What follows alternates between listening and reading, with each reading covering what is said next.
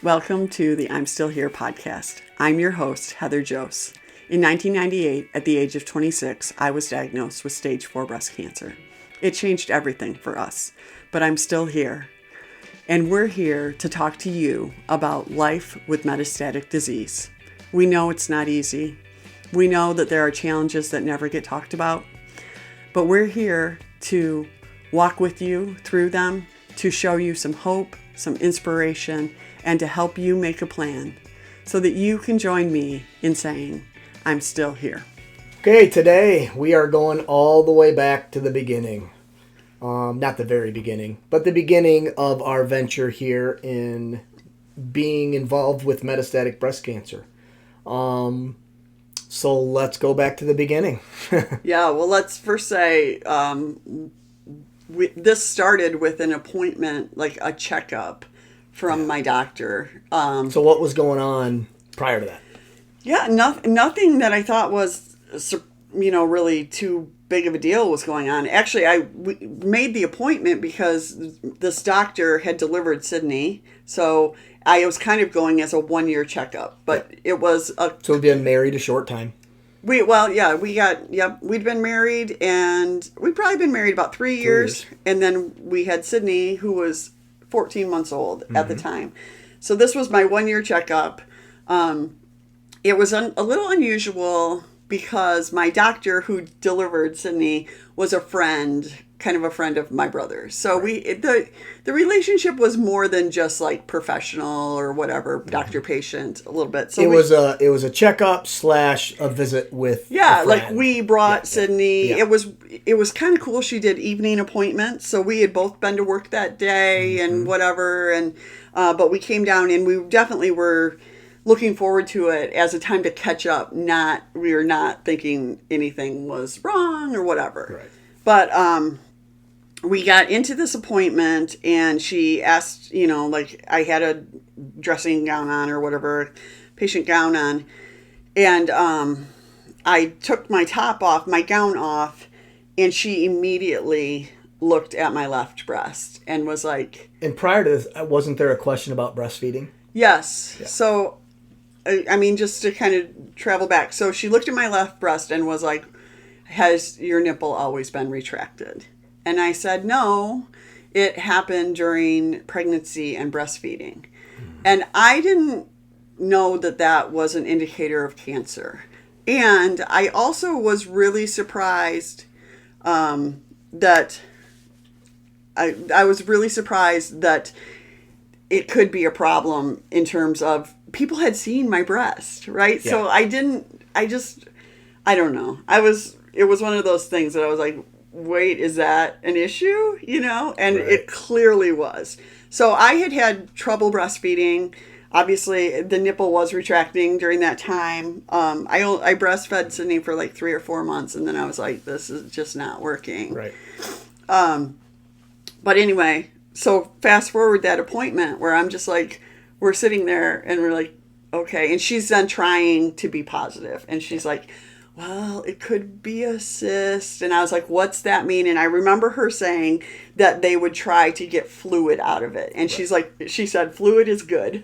Fluid is good. And I was like, okay, that's awesome. Right. Mm-hmm. And we'll shoot for that kind of situation. But the other thing that came out at that appointment, I said, well, I have this like naggy, achy pain in my sternum. And I said, I just, maybe it's from carrying my bags all the time. I'm, an occupational therapist in the school, carrying a lot of times a lot of stuff at that point in and out of schools. And it also was one of those things where it hurt, but it felt like if you took Tylenol or Advil or something, it would go away. So I was like, no big deal. But she again was making the correlation that could be bone mets, Mm-hmm. So we left. So from there, that Thursday night, yep. We knew that we had to do more testing. Had to do a biopsy. Well, we started with a mammogram, which that was my first and only ever mammogram. Mm-hmm. One and done. Started with a mammogram. And that started like this cascade of if a test could be bad, it was going to be bad. and it wasn't just going to be bad, it was going to be terrible. Like, I went... Meaning it was very conclusive. It was very conclusive. And it shouldn't be conclusive on a 26-year-old breast. Right. So it just did the mammogram, and I don't remember, I think we did an ultrasound right then also, and then ended up within a couple of days doing a biopsy of, like, a needle core biopsy. I remember laying on the table, and my doctor came in while it was happening, and there was a lot of people around the top part of me, and she just kind of was standing at the end of the table. Your OBGYN, the person who delivered. What is that called? Well, she actually is family practice, but most people would call her, Okay. Most times it would be an OBGYN. But anyway, I just remember her standing at the end of the table, and she just kind of put her hand, like, down on my ankle, and I just, to show she was there, and just saying, like, I'm sorry. And for you, that biopsy was not a good experience. Obviously, when you're getting a biopsy in that, and you already know what the possibilities are, it's not going to be a great experience. But there was more to that one. Yeah, so this is when I, like, right from the get-go, this is when I learned, like, I love you, residents, but I don't want to be your first. Somebody was trying to do a biopsy, and I was the guinea pig. Yep. So it wasn't going well. And they asked you, and you gave permission. I said yes. Because you really didn't understand. Because, again, in medical, that's what we do, and because as women, we say yes, and like all of this stuff, and I since then have learned to say, no, I'm not up for that today, or please stop. In certain situations, now you know. Yes. That was probably my first lesson in terms of, it's my body, I get to control it in that respect. So, but yes, so needle core biopsy, which is where they take, some of the tissue and then go and look at it. At this point, we still were talking about, it could be it could be different, it's probably not stage 4, blah, blah, blah. Yep. And I think right around that same time, I went to meet with a surgeon. Okay, so they didn't give you any results of that. No results that day. Right. I remember in the midst of this, this all started on a Thursday in December. I literally had already resigned. I had just resigned from my job because I was taking another OT job in a different school district. So the timing of all this was crazy. Yeah. Because, during this week, it was the last week of school before Christmas break. And so during this week, I was trying to wrap up this job and process all of this information that I didn't know anything about, and just it was insane. I remember going to work one day and people saying, like, oh, it'll be fine, all of that, it'll be fine, and me even trying to convince myself, yeah, it won't be. We met with a surgeon one of those days. You're always thinking of the worst, but your brain, that's just human nature. But you're trying to convince yourself, no, it won't be the worst. Yeah, right. And you're somewhat lying to yourself. I didn't even know what the worst meant at that point, other than so the surgeon we met with, really nice man. I remember him being, I don't know, middle age. He just seemed like a really nice guy. We thought, with this, that surgery would probably be a next step. But I don't know why, but he went through the percentages of survival rates with me for the 4 stages. And all I can remember is that when he got to stage 4, he just shook his head and said, those aren't so good. So he basically was trying to say, you'll be in one of these earlier stages. Yeah. And he didn't really get, spend much time on stage 4. So, that was, I don't know what day it was, but then a week after I had met with my doctor, the next Thursday was probably the huge turning point. So that day I had a bone scan, and that was my first bone scan. I've since had, I don't know if I've had 100 bone scans. Like, I've had a lot of bone scans since then. But the way this was set up was just really challenging, and that the machines are set up where you felt pretty exposed, like behind you, and you could hear the techs. I could hear the techs all talking and laughing and blah, blah, blah, having a great time. And I was laying on this machine, and when you do a bone scan, you can see a screen, not all of the time, but part of the time while and it's really kind of this weird outline of your body, but then you can see, it's almost like seeing stars in your skeletal system. And mine had a lot of stars. Like, let's just say brighter white spots that showed up on that. Yes. And I remember thinking, that might not be very good. You know, like, I don't know a lot about this, but this doesn't seem that great. And when I got up from the scan, I was in a patient gown, which I've since learned, like, I didn't need to be in a patient gown. They should have just told me not to wear metal. Like, right? Anyway, I was in a patient gown, and they said, we need to go do some x-rays. And I was like, no, I have an oncology appointment right now. I'm already going to be late. And they're like, that will wait. You need to get some x-rays. And that's when I was like, I remember that. I had them come and get you, get you. I fell apart. Yeah. I fell apart it was a hallway. Yeah. It was a hallway. A dark hallway. And I was holding the back of my gown together because it was huge. And I just remember just feeling horrible. Like, almost. And I've heard defeated. You talk about this. Not only that, you kind of felt like cattle. Yes. You kind of felt like you're just you're not a person. Nobody cares about who I am as a person at that point. I was like trying to retain some dignity, and I just was like, what if it's everywhere? Yeah. And I think those were the words. Yeah. What if it's everywhere? I remember that.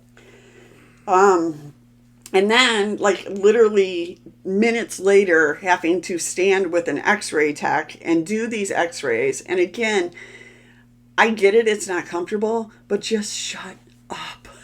Like, I just, like, trying to make small talk with me. I was clearly in distress, right. And I just wanted it to be done. So we got it done, and then we had to drive to this oncology appointment, which wasn't that far away, but December, dark, cold, late, all of those kind of things. Which just sets the mood of the news. Like, what is happening? What is happening? Yeah. We got in there.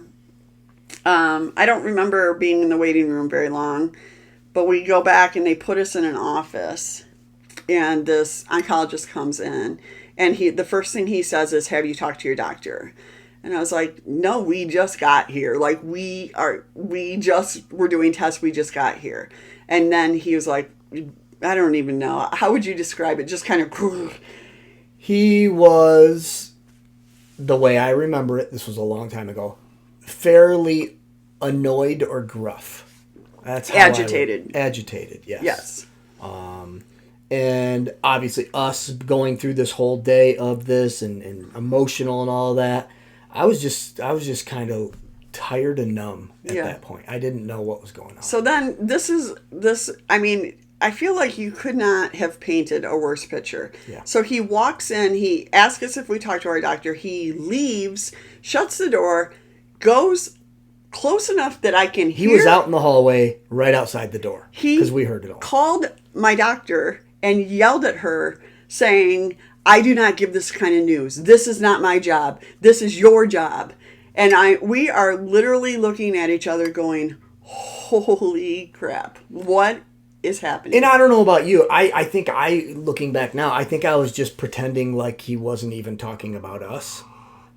Just that self-defense mode that you get into, hoping that, the news. I think that's where I was. But shortly after that, he came right back in. So he came in, and I think maybe I was gearing up for this a little bit. I was not.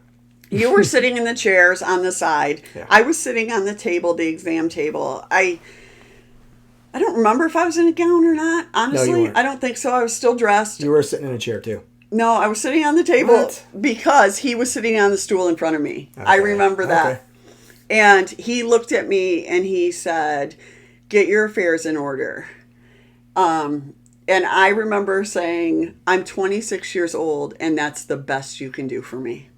And the response, this response is so classic. He said, we can try some chemo when I get back from skiing, but I'm not making any promises. That was how I learned that I had stage 4 breast cancer. And I didn't breathe this whole time. That's what I remember is just, I was in shock. Looking back at it now, that's what shock is. That's what your body just goes into the protection mode. And I feel like I always have words for a situation, and I feel like I can be the calm in a storm.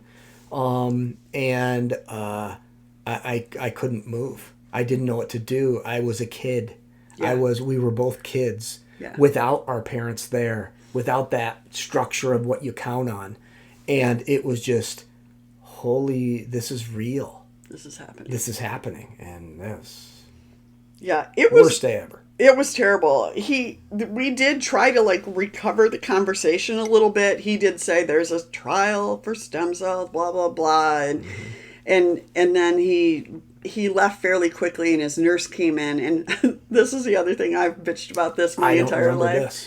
But came in and brought in some pamphlets talking about what chemo is like and what all this, and I'm just like, you just have literally the worst conversation of your life and somebody hands you a pamphlet to read about something, and it just to me is like, how can we not do better than this? How can we not do better? But I remember we got out of there fairly quickly. They asked if we wanted to set up a next appointment. We were like, nope, we're leaving.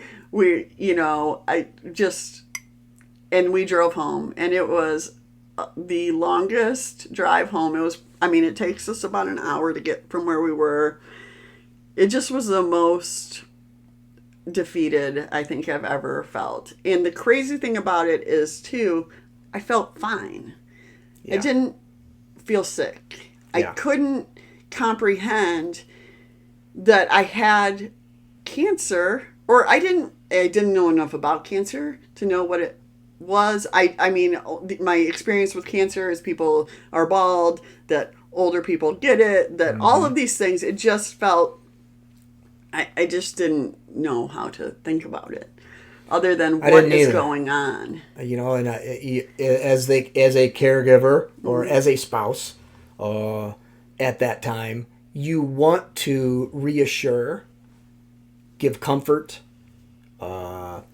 let them know that it's not as bad as it seems. In all situations I'm talking about. In this one, what do you say? What do you do? There was nothing to say. I didn't know what to do. I didn't even know. I felt like I just wanted to stare straight out the window and just drive the car because that's all I could do. Yeah. And that's what I remember. Yeah. So we got home that night, and we had told my mom that I had cancer or whatever, but I told you that night, I can't tell her this. And I asked you to call her, and you called and told her that it was stage 4. Okay, this is not what I remember either. I thought I told your mom that you had cancer. No, I think I told her the initial one. I remember learning of the cancer via a phone call. Meredith called to say that it was actually cancer. And that night I called your mom. I don't think so. I think this is the phone call that triggered her calling Troy, though. It was. So you called her. But I called her. That's the one. And this was prior to this day, obviously, a week earlier, when we got the news on a phone call that it was cancer. And that's when you're like, I can't tell my mom. And I went in our bedroom and called your mom. Yeah. And that was horrible. I just blurted it out. Yeah. Heather has cancer. What do you? I don't. Anyway. Yeah. That's an aside on that, but. So that night we get back, and again call parents, because we're still kids, and that's when I would say that I really noticed that everything in the world seemed to be related to cancer. That's when my thoughts went crazy, and that's when I call it kind of the spin. Really started to happen, where everything that somebody said was traumatic to me, be it in things on TV and everything. There was no comfort in my head. Because in a trauma situation, our world stops. Yes. It comes to a screeching halt, Yes. and the rest of the world just goes, whoa, Soldiers keeps on. going. And that is in every, not just Yes, this, but yes. any trauma situation, whether it be a death or something like that. You feel like, how is everybody not grieving like I am? You have a little bit of that thought. And then everything you watch or listen to or it has something to do with cancer. Yeah, I or think if it ER doesn't was have to. on, Yeah, ER was probably, it was a Thursday night. It probably was. I'm serious. That's what I remember. Yeah. Is, It's funny because I was just talking with a friend recently and she was talking about Grey's Anatomy and I was like, yeah, no, I was out for medical shows as soon as I got diagnosed. Yeah. I live that. I don't not want, it's not fun drama for me to watch. And if you listen to season 1, you understand how the mental side was so important to Heather and we're going to revisit that, but that's why. Yeah, you can't fill up your brain with that. Yeah, it was terrible. It was the worst day of our lives. I agree. I think your mom that night made contact with your brother. Talk about your brother. So my older brother Troy is a doctor. At the time when I was diagnosed, he'd already been to medical school and he'd done a year of residency, and then he was actually in the Air Force at the time as a flight surgeon. So she called him and said, like, she's not going back to the sky. We are not doing this. And results of, hey, they did these tests and found out it is now metastatic, had spread. I don't think we said that, but spread to multiple locations. Yeah. So we should say that my diagnosis was innumerable bone mets. Mm-hmm. So literally we solidified that the sternum was bone mets. They started listing places and it was just like, please, whatever. Right. Too much. But anyway, so she called Troy. Troy had gone to the University of Michigan. And so he, I think the next day, he actually took a day off of work, which I don't think you get to do very often in the military. But he just started making phone calls and was trying to figure out who the best person. This was on a Friday. Yep. Who the best person would be to help me. Mm-hmm.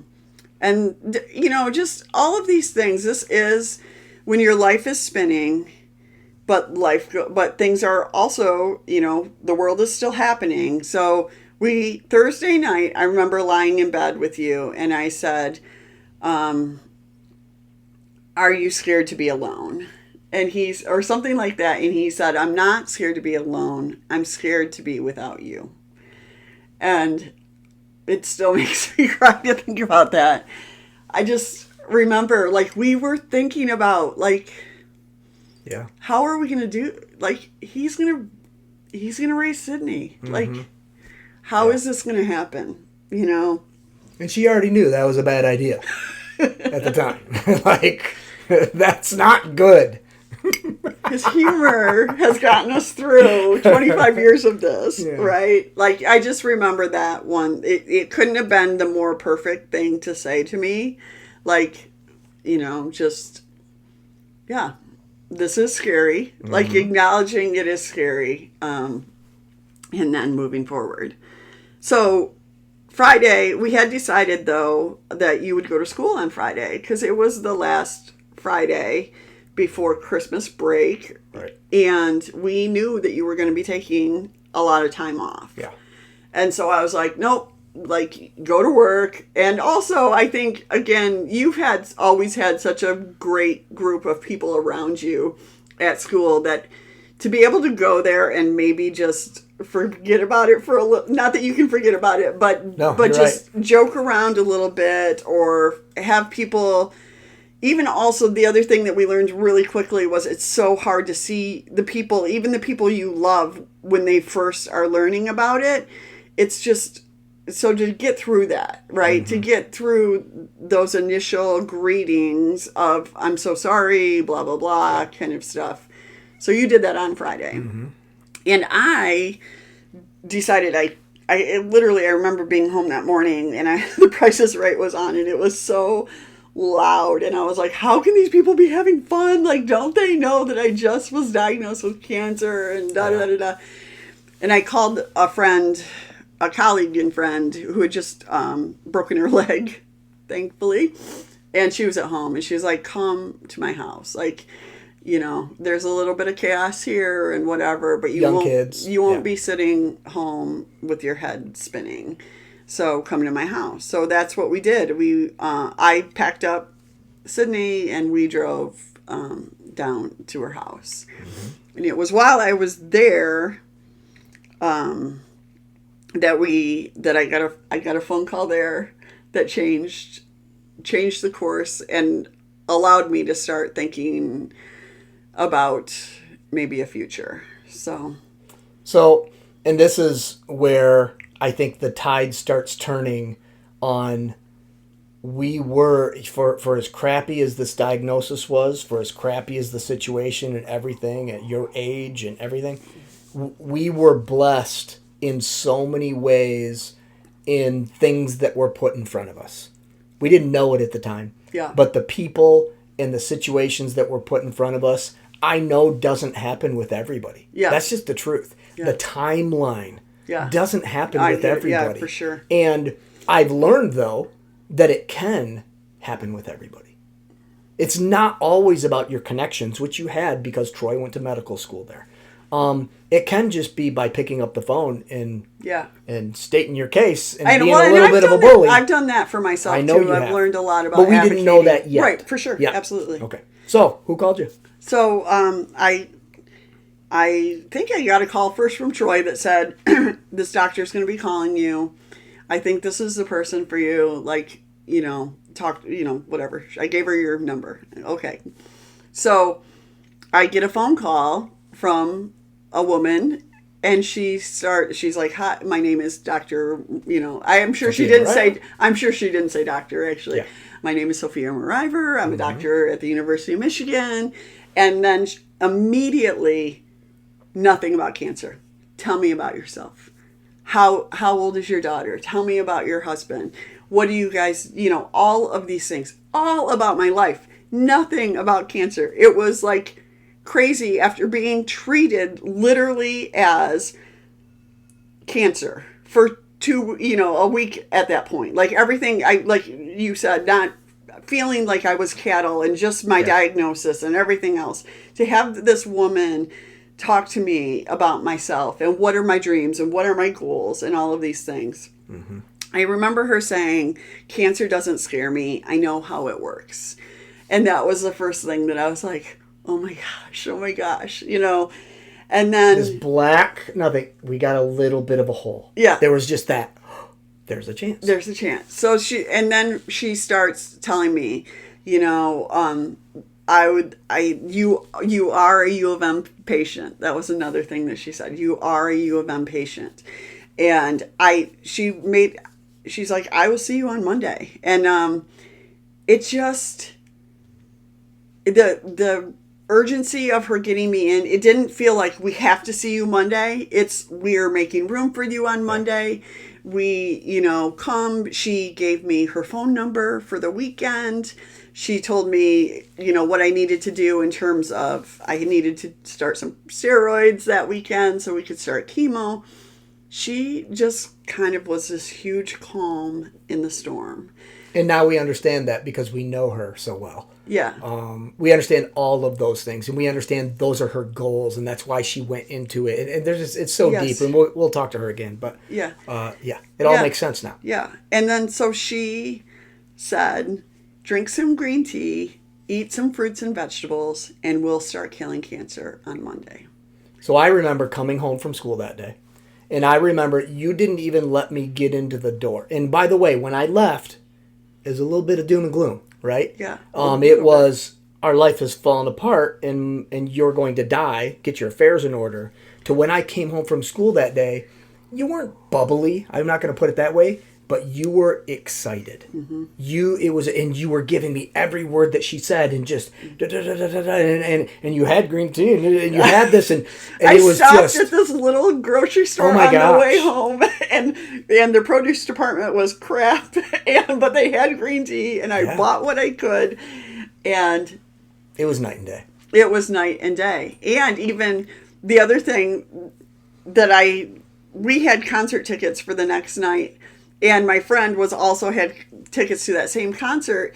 And I was like, we're going to go to that concert. We're going to go with Mike and Marnie and it'll be okay. And like, I was willing to try it. Whereas before I was done. I was, yeah.